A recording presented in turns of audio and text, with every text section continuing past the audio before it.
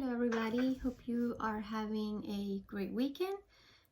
Also time to welcome March and continue to incorporate new tips and easy ways to improve our health and boost our immunity. So today I wanted to talk about healthy seasoning options. I know it's really hard when we want to find ways to make our foods tasty and still keep them healthy, avoiding excess of sodium, processed ingredients, or chemicals that can affect our health. So I'm gonna give you a couple of tips and also ideas so that you can incorporate these recipes or ideas into your everyday cooking and not worry about having too much sodium, so you don't compromise your heart health and your cholesterol, and also adding nutrients and minerals that we need every day to stay healthy. So the first one, for those of you who enjoy things that have cheese, I love cheese, and I think there's cheese pretty much on everything. It's really hard to find things that have healthier alternatives, but there is actually a very good ingredient that has a cheesy taste and is a plant-based option. It's called Nutritional Yeast, and these come in a form of flake, and you can use them in many different ways. If you want to make like a creamy Alfredo or like a creamy sauce for pasta, you can mix this with non-dairy milk like coconut milk and just boil it and mix it, and you can add it to pasta, or maybe put it with like different things that you want to have. You can also use it in the dry form. So I make popcorn, and you can sprinkle popcorn with these, and it actually tastes almost like Doritos, like cheesy popcorn. Is delicious. And nutritional yeast has a lot of benefits and nutrients. It's high in vitamin B12. So if you are trying to add vitamin B12, this is highly recommended. And it also has a lot of protein. So if you're not eating enough protein from animal products like meat or dairy, you can definitely find other alternatives to incorporate protein and vitamins. So this is one of them. You can find it in any supermarket, and it's very affordable. So it's nutritional yeast, and it's actually very tasty.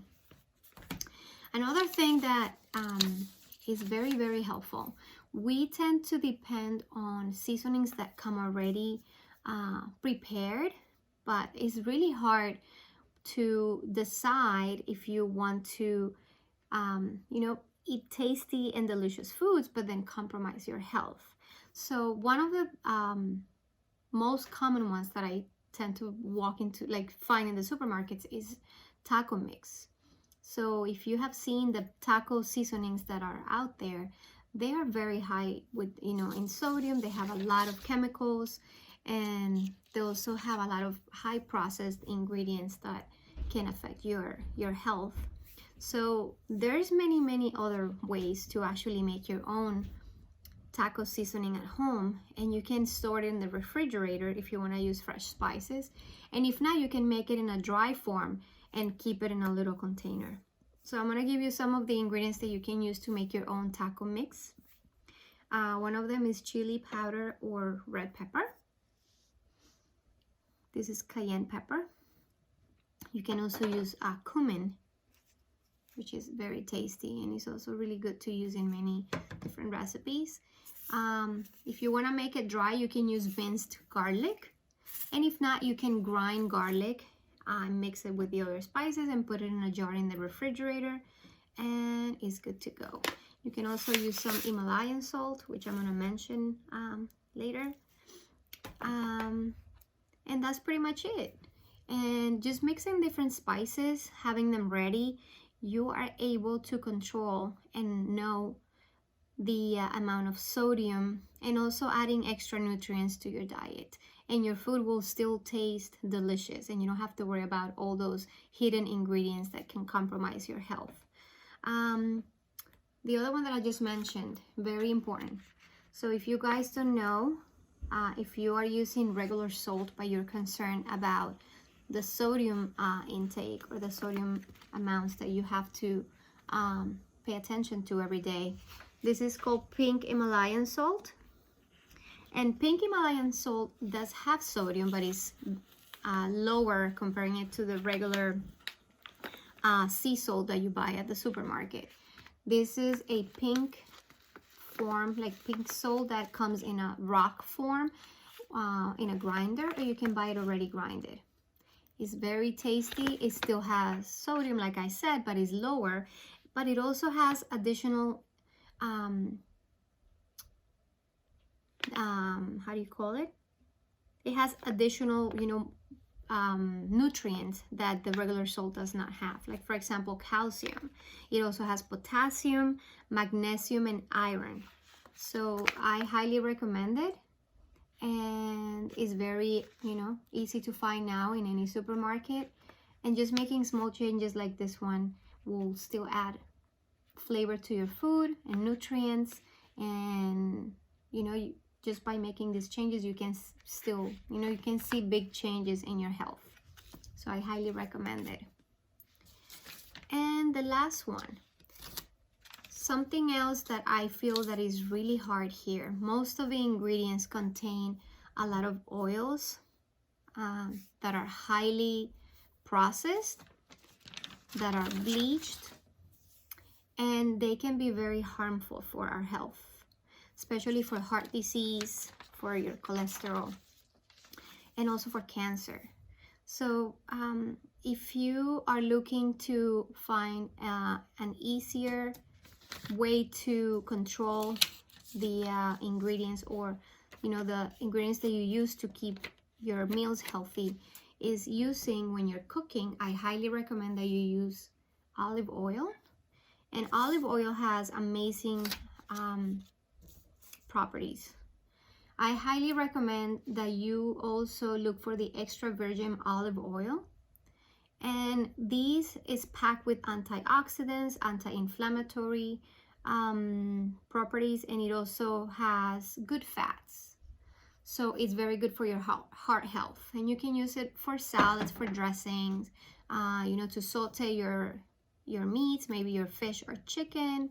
And you don't have to worry about, the other ingredients or the properties that can really harm your health that maybe vegetable oil has. There's a lot of oils that are vegetable, like they come from like grape seeds, from like palm oil, or different vegetable oils that are highly refined and processed, and they can be very, very damaging.